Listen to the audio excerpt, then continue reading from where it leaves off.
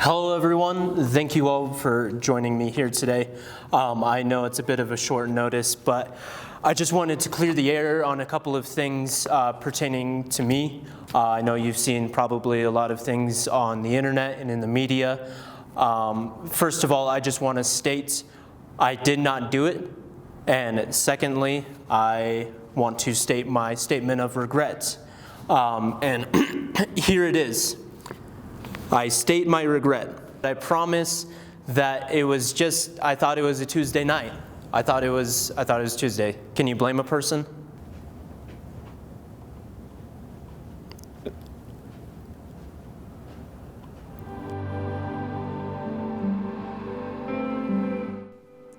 Layli Long Soldier should be taught in English 2025 next semester because of her unique perspective on modern America as a Native American woman.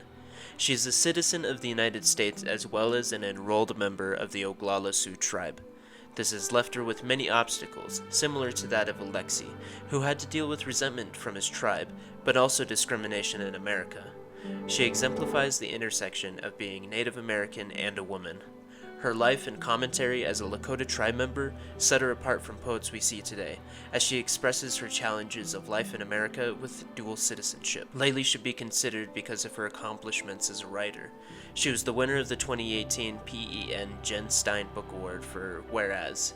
This book also won the National Books Critics Circle Award and was a finalist for the National Book Award. Layli has had great success in the field of poetry due to her observations, writing style, and her overall impact as a writer. Many of her poems from her recently published Whereas address the congressional resolution of apology to Native Americans given by President Obama.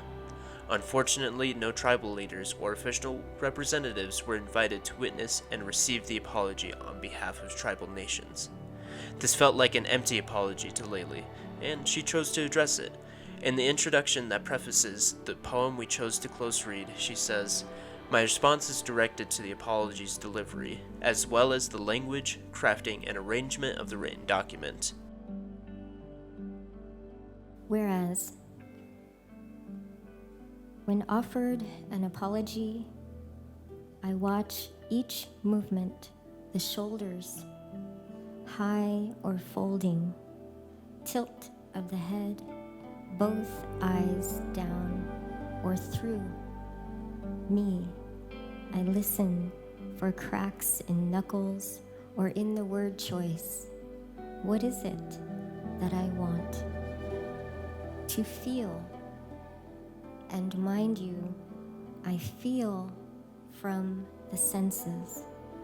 I read each muscle. I ask the strength of the gesture to move like a poem. Expectations, a terse arm fold, a failing noun thing. I scold myself in the mirror for holding. Because I learn from young poets, one sends me new work. Spotted with salt crystals, she metaphors as her tears. I feel her phrases, quote, I say, and understand me, and I wonder. Pages are cavernous places, white at entrance, black in absorption. Echo. If I'm transformed by language, I am often crouched in footnote or blazing in title. Where in the body do I begin? This poem has a form of a congressional document that leans heavily on legal speak of the apologies and broken treaties that mark out centuries of oppression.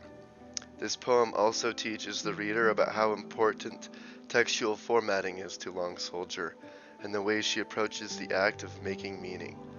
This poem is shaped like a box or a hammer, and it is the United States government that has filed away their apologies and hammered home this idea of eradication of people. or it is the shape of the judge's gavel. You've been served, Native Americans. This poem begins with the bolded word whereas. The words after it usually are rights not legally claimed if placed within a whereas statement, meaning that whatever comes after the word whereas and before a semicolon in a congressional document falls short of legal grounds is never cause to sue the government courts say. Whereas the word whereas means it being the case that, or considering that, or while on the contrary. It is a qualifying or introductory statement, a conjunction, a connector. Whereas is ironic. This speaker, when offered an apology, looks at all aspects of what it means to say an apology. How the shoulders look. Is the person looking away from you or making eye contact? Looking through you? Word choice, the sound of the words, the length of the apology. In the case of the apology by Barack Obama, the apology was just a written document and no one could see the apology for themselves. Long Soldier gestures at the divide between what's said, what's meant, and what's enacted even today against Native peoples by the suppressive and colonizing institution that is the United States. Then, the speaker asks a question of itself. How do I want to receive this apology? The speaker answers what it wants by saying it wants to feel the apology.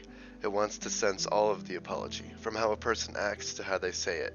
The speaker wants to feel the sincerity of words and actions. But this apology falls short, just like our expectations.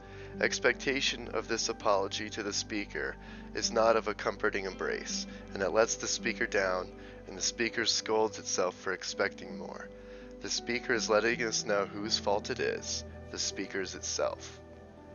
Ultimately, this poem of apology dismantles the language used to justify the violent nature perpetrated by the U.S. government through legislation, broken treaties, formal apologies, and the threat of cultural eradication. The poem wrestles how poetry can assert itself through language, grammar, and formatting. This poem has sarcasm, patience, but also the speaker is fed up with genocide being continuously wiped from history books. The poem wants to induce change, and to the freedom real apologies might bring.